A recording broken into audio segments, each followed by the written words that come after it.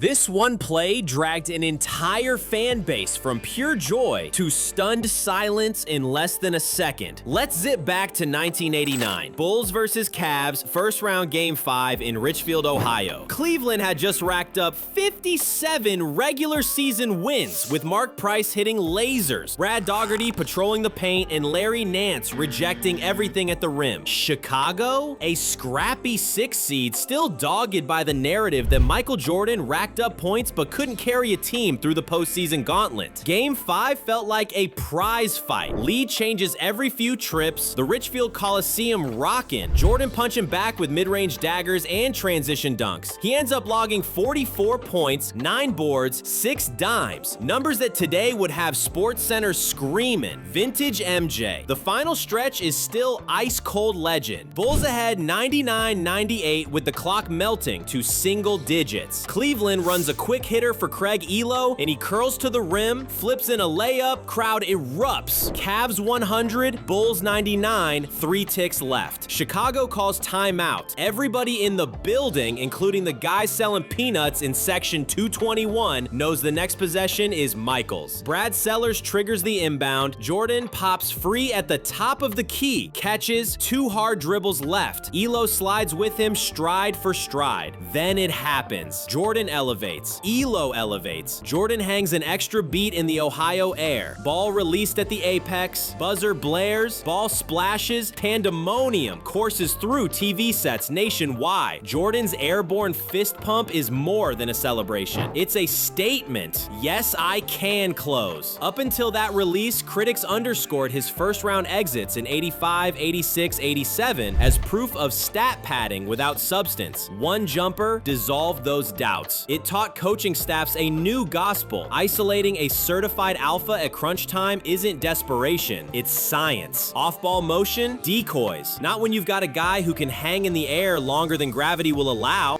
Cleveland never fully recovered from that psychological dagger. The Bulls bounced them again in 92 and 93, each defeat feeling like deja vu. Chicago, meanwhile, rode the wave into the conference finals against Detroit, and though the Pistons won, earned a badge of legitimacy they hadn't worn before. Today, when analysts roll montages of iconic playoff shots, the shot is still real number 1, the play by which all other buzzer beaters get measured. Quick question, if you're Lenny Wilkins in that huddle, do you send a double at Jordan or trust Ehlo again? Hit the comments! The sharpest take will get a shout out next video, and if you learned something new, tap that like button before you forget. YouTube's algorithm has no mercy. From a superstar stamping his postseason passport to a role player sneaking in for an unthinkable tap-in, let's jump ahead 34 years. Different arena, same stakes, only this time the hero wasn't even plan A on the whiteboard. Derrick White is about to pull off a 0.1 second miracle in Miami. 3-zip hole, season on life support, and the Boston Celtics inbound with 3 seconds left in Game 6 of the 2023 Eastern Conference Finals. Miami clings to a 103-102 lead after Jimmy Butler calmly sinks 3 free throws that feel like nails in Boston's coffin. No NBA team has ever erased a 3-0 deficit, so the Heat's ticket to the finals seems practically stamped. Marcus Smart huddles with teammates and coaches during the timeout. The play design is textbook. Get the ball to Jason Tatum, force a double, then either attack or kick. Simple, except the Heat read it perfectly. Tatum catches on the wing, 2 defenders swarm him like GPS-synced drones. His only outlet is Smart popping toward the top. Roughly 2.8 seconds remain when Smart launches a contested 3 that looks online, rims out, and appears to seal Boston's fate. Then, out of nowhere, Derrick White, yes, the guard who just inbounded, comes streaking along the baseline. Nobody boxes him out. Everyone's eyes fixate on the arcing miss. White's timing is perfect. He leaps, snags the ball midair, and flicks it back toward the glass in one fluid motion. The red light illuminates a quarter second later. Players freeze, fans gasp, the arena sound dips into a split-second vacuum. Replay shows the ball left White's fingertips with 0.1 on the clock. Bucky good! Celtics win 104-103 series somehow. Still alive!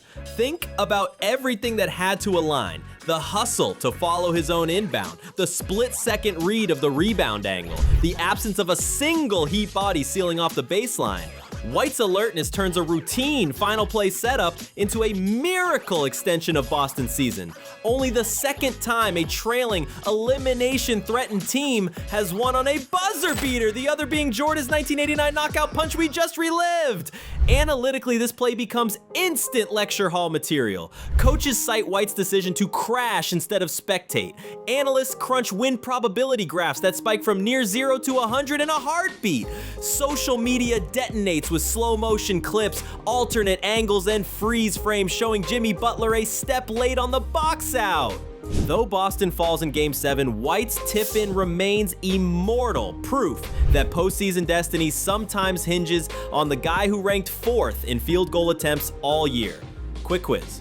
Name another role player whose single rebound swung a playoff series to 7 games. First correct answer earns pinned comment glory. If that baseline crash blew your mind, buckle up. Our final case study features a corner 3 that may have saved an entire dynasty. Ray Allen, Game 6, 2013 Finals, coming up next, and the inside angle the broadcast barely showed. Stick around, you don't want to miss how one backpedal altered LeBron's ring count and Spurs history in 8 perfect dribbles. 5 seconds left, championship heartbeat flatlining, and half the crowd is already streaming toward the exits. Miami trails San Antonio by 3. NBA history is about to crown the Spurs again, until one wild scramble rewrites every legacy in the building. Here's how the chaos unfolds. LeBron buries a top-of-the-arc 3 to slice the gap to 95-92, then watches helplessly as Kawhi Leonard can't ice the game at the other end, clanking his first free throw. Miami has no timeouts. The ball finds James, who tries another long bomb miss. Chris Bosh, subbed in specifically for rebounds, outjumps 3 Spurs because Tim Duncan is sitting on the bench for switchability. Bosh gathers, pivots, and without thinking twice, fires a dart to the right corner. Ray Allen is already backpedaling. He practiced this move thousands of times. He never glances at the floor to find the line. He trusts muscle memory to stop his heels a hair behind it. Tony Parker sprints toward him, hand extended, but Allen launches a rainbow that seems to hang just long enough for every Heat fan to exhale one last prayer. Net! Game tied! American Airlines Arena erupts like a jet engine, and the ushers trying to corral departing fans suddenly reverse directions to let them back in. Think about everything that had to align. If Bosh reacts a half second slower, the rebound trickles to Manu Ginobili. If Allen's left heel drifts an inch inside the arc, it's only 2 points. If Parker's contest is 1 heartbeat earlier, maybe the shot rims away and the Spurs celebrate on enemy hardwood. Instead, Miami steals overtime, steals Game 6, and 2 nights later secures back-to-back titles. LeBron avoids a narrative-shattering finals loss. Bosh secures his Hall of Fame resume, and Ray Allen vaults from elite shooter to author of perhaps the most clutch 3 in finals history. Quick question for the comments. Where were you when that shot splashed? Best story wins a shout out next video. And if this breakdown just reignited your 2013 goosebumps, hit like so the algorithm passes the ball to every basketball junkie who still hears Mike Breen's bang. Beyond the box score, Allen's make forced everyone in basketball to double down on the value of floor spacing, offensive rebounds, and yes, never calling timer when chaos might yield a broken floor advantage. Coaches still show this clip to stress that a specialist can swing a dynasty even on limited minutes. Popovich's decision to pull Duncan is dissected in coaching clinics worldwide. And the visual, Allen's perfect backpedal, Parker's desperate lunge, the net exploding, now runs in every finals promo reel next to Jordan's jumper over Ehlo. Next up on this trip through clutch folklore, a 3-shot, 36-second barrage inside Madison Square Garden courtesy of Aaron Nesmith, a role player nobody circled on the scouting report who suddenly channeled Reggie Miller and Tracy McGrady in the same minute. Stick around, the Knicks still haven't solved how it happened. Madison Square Garden, Game 5, Eastern Conference Finals, 2025. Knicks up 8 with 59 seconds left. Spike Lee already rehearsing victory fist bumps, and Pacers' 6th man Aaron Nesmith looks more decoy than hero. Then everything flips in 36 heart-hammering seconds. First touch, Nesmith fights over a stagger screen, catches off balance on the right wing with OG Anunoby draped on him. He barely sets his feet, launches anyway, net. Knicks crowd mutters, clock reads 0:51. Quick question for the comments. When a shooter pulls on a scramble, do you yell, "No, yes," or hold your breath? Tell us your ritual. Knicks score a layup. Pascal Siakam sprints after the inbound, hands back to Nesmith, top of the key. OG Anunoby closes. Doesn't matter. Off a dribble shot, flushes home at 0:34. Bench goes wild. Knicks huddle looks wobbly. Now the Garden buzz shifts to dread. Inbound to Brunson. Pacers trap near the free throw line. Turnover. Instead of racing for a layup, Halliburton slows, signals the hot hand set. Carlisle wants the hat trick. Nesmith relocates left wing, curls off Obi Toppin's flare, rises fading with Josh Hart's contest in his jersey. Buzzer sounds, 22 seconds, ball splashes, tie game. In 29 seconds, 3 threes, deficit erased. Spike sits down, Knicks fans stare in horror. Fun fact quiz, only 3 other players have scored 9 playoff points faster. Reggie Miller, Tracy McGrady, and who else? First right answer gets pinned. What makes the Barrage legendary isn't just the tough shot making, it's the coaching audacity. Indiana staff ran 3 straight plays for a role player, while all-star Tyrese Halliburton spaced in the corner. Ride the hot hand, live with the result. New York never adjusted. No hard double, no face guard. That hesitancy let Nesmith torch them. Stat heads crunch the win probability chart. Pacers jump from 2% to 48 before overtime even starts. They finish the job in OT, steal a 3-2 series lead, and later close in 6 to reach their first conference final since 2014. Analysts instantly stack Nesmith's run beside Reggie's 8 points in 9 seconds and Dame's wave goodbye bomb over Paul George. Not bad company for a guy most folks labeled 3 and D, heavy on the D. For Nesmith, drafted 14th by Boston, shuffled to Indiana in the Brogdon trade. This was a career thesis statement. Hard work cashes in loud when the spotlight hits. Pacers insiders say he practices off-balance threes every day, simulating end clock chaos. That repetition showed. He never hesitated, never glanced at his feet, just rose and fired like he'd scripted the moment months earlier. Legacy ripple? The surge turned the Pacers from cute upset story into real-time contender. It rattled a Knicks team that believed its perimeter defense was locked. It also reminded every playoff coach of a brutal lesson. One ignored role player can flip an entire series if you relax for half a minute. Feeling the aftershock of those 29 seconds, keep that pulse racing, we're not done with Miracle Daggers yet. Because if Nesmith's fireworks prove the role player can torch a playoff giant, our next stop shows how a superstar's single step back can shatter a 73-win monolith, end a 52-year drought, and flip the entire NBA chessboard. Cue Game 7, 2016 Finals, Kyrie Irving is waving Steph Curry onto the island, and the shot he's about to drop will rewrote dynasties. Stick around, this one's a heavyweight haymaker. Kyrie shifts onto the right wing, dribbling like the ball is a yo-yo attached to his fingertips, score locked at 89 in Game 7, 50-something seconds to play, and everything that's happened in Cleveland sports for the past half-century hangs on whether this possession ends in a swish or a sigh. Oracle Arena's roaring, Steph Curry crouches low, but Kyrie wants the smoke. LeBron singles a clear out, no pick, no extra action, just let the handle artist cook. 3 hard dribbles, sudden step left to freeze Curry, then a chilly hop back beyond the arc. Kyrie rises, Steph contests, but the separation is just enough. Ball in flight, Cavs bench lifts off their seats, time seems to stall mid-air. Net.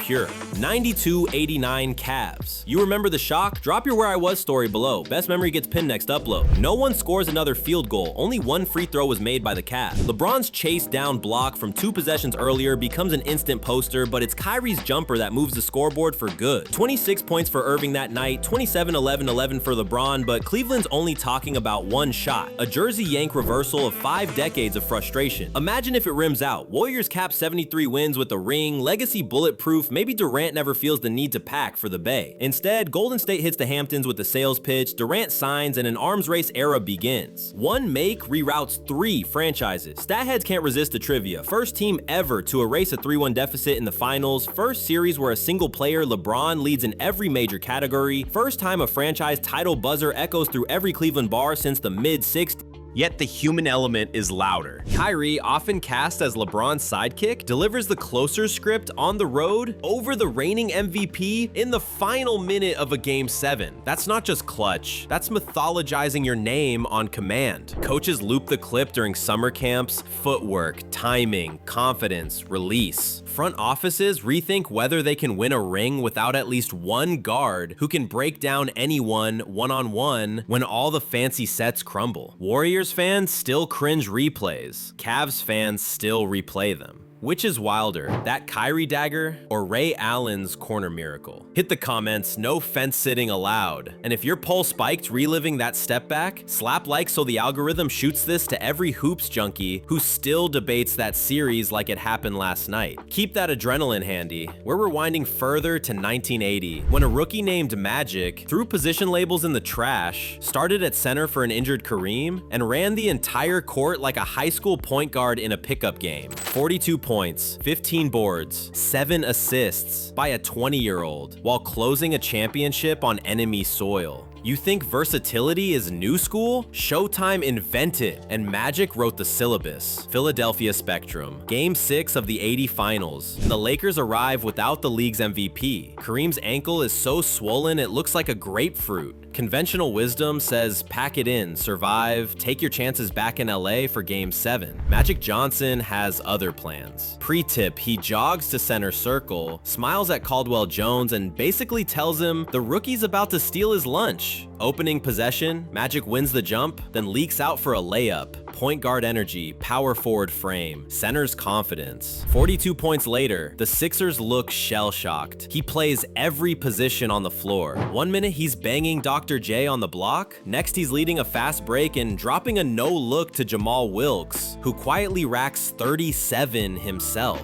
Magic never sits, never slows, never shows rookie nerves. His 15 rebounds replace Kareem's vacuum presence. His 7 dimes keep the offense humming. Every time Philly claws within striking distance, Magic answers baby hook, left-handed scoop, coast-to-coast finger roll that has the Spectrum crowd gasping in appreciation, even as their hopes fade. Numbers alone don't capture the seismic shift. Before this night, point guards stayed little, centers stayed giant, and rookies knew their place. Afterward, scouts hunt for multi-positional unicorns, and every kid over 6'6" who can dribble dreams of playing 1 through 5.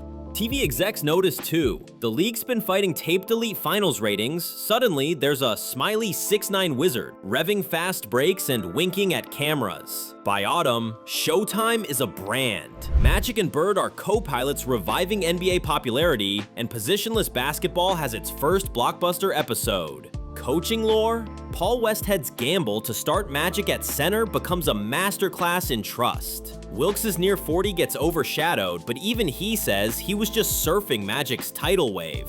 Veterans swear in locker room interviews they've never seen anyone control pace and tempo like that, let alone someone barely old enough to toast with champagne. Ask yourself, which rookie performance tops Magic's Game 6? If you've got an argument, drop it below with receipts. While you're there, hit subscribe. Next segment, we're jumping to Jordan's last Chicago masterpiece in '98, a push-cross-pull jumper that froze Utah's Delta Air and signed off the Bulls dynasty in pure storybook ink. Stick around, the perfect ending is on deck. We're in Salt Lake City, Game 6. Delta Center vibrating like a subwoofer, and Scottie Pippen's back feels 99 years old. Chicago's offense is essentially Michael Jordan versus time itself. He's already poured in 43, yet Utah leads 86-83 with 40 seconds to spare. Quick lay-in by MJ, lead trimmed to 1. Jazz come down, ready to feed Karl Malone on the left block for a dagger hook. Jordan shadows on the weak side, times the swipe perfectly, rips the ball clean. That steal almost gets lost in highlight reels, but without it, there is no final shot. No title. Phil Jackson trusts the universe and Jordan's pulse. MJ slow dribbles. Brian Russell crouches. Entire season in the balance. 10 seconds. Jordan jabs right, crosses left, then a nasty hesitation back to the right. Russell's ankle slide, crowd gasps. Jordan rises, free throw line extended. Net. 5-2 on the clock. Bulls up 1. Quick quiz, was that a push-off or just momentum? Sound off in the comments. Best argument wins a heart. John Stockton's response 3 clanks off iron, and Chicago's 6 banner in 8 years is flying. Jordan owns 45 of the Bulls' 87 points. No other teammate tops 15. Final stat line, 15 of 35 from the field. 1 steal, 1 dynasty sealed. And that swish? Last field goal he ever takes in a Bulls jersey? Talk about an exit line. The aftermath is demolition. Phil Jackson out, Rodman waived, Pippen traded, Jordan retires again. Dynasty evaporates overnight, leaving that snapshot. Jordan frozen in follow-through, Russell stumbling, etched as the perfect sports ending. Analytically, it's a masterclass in footwork. 1 dribble pull-up, stop on a dime, shoulders square, even while decelerating. Coaches still loop it during in-game clinics. Do that and the clock belongs to you. For Utah, heartbreak times 2. Second consecutive finals loss to Chicago, last trip Malone and Stockton will ever make to June. For pop culture, the image becomes marketing gold. Sneaker ads, posters, The Last Dance rewinds, all orbiting a single 15-foot jumper. If you were old enough to stay up for that live broadcast, drop where you watched it. First 5 stories get pinned. Ready for another dose of pure instinct? Let's roll back 17 years, Boston Garden, and watch a sophomore named Larry Bird turn a missed jumper into a championship-shifting bucket. Boston Garden, Game 1 of the '81 Finals, Celtics up 2, 55 seconds to go. Larry Bird launches a 20-footer from the left wing. Clank! Most shooters retreat on a miss. Bird sprints into the forest of big bodies, slips between Moses Malone's elbows, grabs his own rebound midair, spins without landing, kisses glass. Lead to 4, Garden ceiling practically blows off. Engagement moment. Who's the modern player you trust to follow his miss like that? Jokic, Luka, or someone else? Drop a name. Cleverest comp gets a shout out next video. Bird closes with 18 points, 21 boards, 9 assists, but that sequence becomes the game's signature. It screams awareness, predict the carom, attack before defenders react. It screams tenacity. Bird isn't out jumping Malone, he's out anticipating him. And it screams touch. Mid-air adjustment, soft bank never resets feet. The Celtics ride that spark to a 98-95 win, then a 6-game series victory for Banner 14. Bird averages 15-15-7 for the finals. Maxwell grabs MVP, but Bird's putback cements his finals credibility just 2 seasons in. Coaches still use the clip in youth camps. Shooters, follow your shot. Hustle adds rings. Context matters. Boston hadn't won since '76. The NBA needed star power, and Bird's hustle fed straight into the league's gritty revival narrative. That single basket embodied Celtic identity. Defense, rebounding, effort.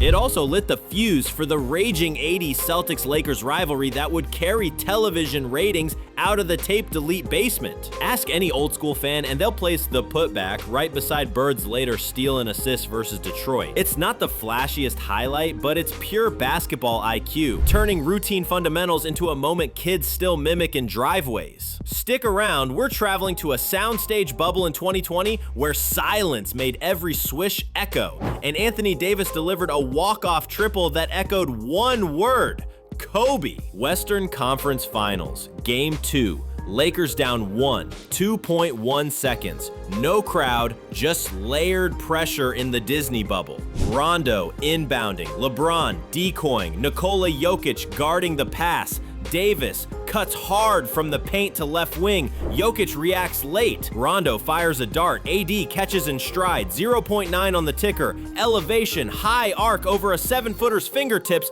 Bottom of the net as horn blares. Davis spins, screams, Kobe! Teammates tackle him. Nuggets slump in disbelief.